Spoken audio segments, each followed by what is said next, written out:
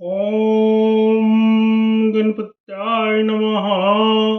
ॐ श्री गणेशाय नमः। ॐ श्री दुर्गादेव्ये नमः। ॐ श्री दुर्गायै नमः। ॐ श्रीमद्देवी भागवत महापुराण प्रारम्भः द्वितीय खण्डः। तुमेव माता च पिता तुमेवा, तुमेव बन्धुश्च सखा तुमेव, तुमेव विद्यार्थिनं तुमेव, तुमेव शर्मं देवदेव। ओम नमः चंडिकाय नमः। ओम श्री दुर्गादेव्ये नमः। ओम श्री दुर्गाय नमः। आज 10वां स्कंद का द्वितीय अध्याय होगा, दूसरा अध्याय होगा। देवी द्वारा मनु को वरदान। नारद जी का विंध्य पर्वत से सुमेरु पर्वत की श्रेष्ठता कहना। श्री देवी बोली, हे भूमिपाल, हे महाबाहो, हे मनुजाधीप, यह सब पूर्ण होगा। तुमने जो जो मांगा है वो सब मैं तुम्हें दे रही हूँ। बड़े बड़े दैत्यों का संहार करने वाला तथा अमोघ पराक्रमी वाली मैं तुम्हारे द्वारा किए गए वागु मंत्र से जप तथा तप से निश्चिंत प्रसन्न हूँ। हे वत्स, तुम्हारे राज निष्कंठ होगा और तुम्हारे पुत्र वंश की वृद्धि करने वाले होंगे। तुम मेरे प्रति दृढ़ भक्ति वाले रहोगे और अंत में परम पद प्राप्त करोगे। इस प्रकार उन महात्मा मनु को वर देकर महादेवी जगदम्बा उन्हें देखते देखते विंध्य पर्वत पर चली गई। यह वही विंध्याचल है जो सूर्य के मार्ग का अवरोध करने के लिए आकाश को छूता हुआ ऊपर की ओर बढ़ने के लिए प्रवृत्त था, और महर्षि अगस्त ने उन्हें रोक दिया था। मुनिश्रेष्ठ, वरदानी तथा परमेश्वरी विष्णु भगिनी विंध्यवासिनी सभी लोगों के लिए पूज्य हो गई। ऋषि बोले, हे सूत जी, विंध्याचल कौन है? आकाश को छूता हुआ क्यों बढ़ा? उसने सूर्य के मार्ग को अवरोध क्यों किया? और मित्रा वरुणी अगस्त जी ने उन महान ऊंचे पर्वत को बढ़ने से क्यों रोक दिया? यह सब आप मुझे विस्तार पूर्वक बताइए। हे साधु, आपके मुख से निश्चित देवी चरित्र रूपी अमृत का पान करते हुए हम सब तृप्त नहीं हो रहे हैं, अपितु तृष्णा बढ़ती ही जा रही है। सूत जी बोले, संपूर्ण पर्वतों में श्रेष्ठ विंध्याचल नाम का एक पर्वत था।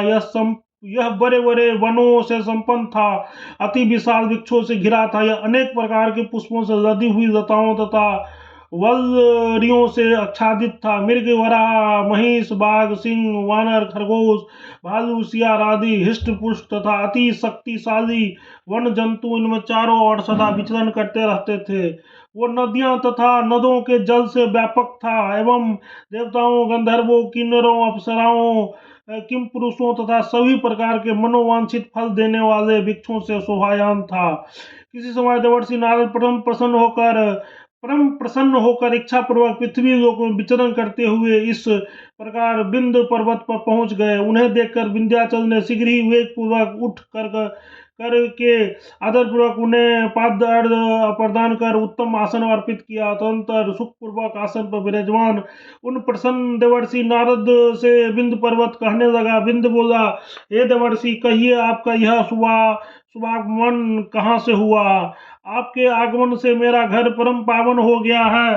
जैसे सूर्य संसार के कल्याणार्थ भ्रमण करते हैं, उसी प्रकार आप भी देवताओं का अभय प्रदान करने हेतु भ्रमण करते रहते हैं। हे नारद जी, आपके मन में जो भी विशेष बात हो मुझे बतलाइए। नारद जी बोले, हे इंद्र शत्रु, मेरा आगमन सुमेरु गिरी से हुआ है। वहां मैंने इंद्र, अग्नि, यम तथा वरुण के लोकों को देखा है। विंध्य पर्वत, वहां मुझे समस्त लोक पालों में नानाविध भोग प्रदान करने वाली भवन चारों ओर दिखाई पड़े हैं।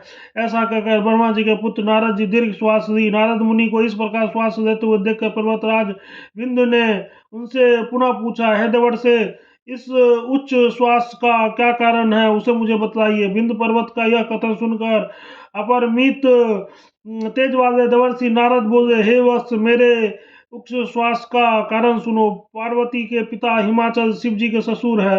इस प्रकार शंकर जी के संबंध होने के कारण वे सभी पर्वतों में पूज्य हो गए।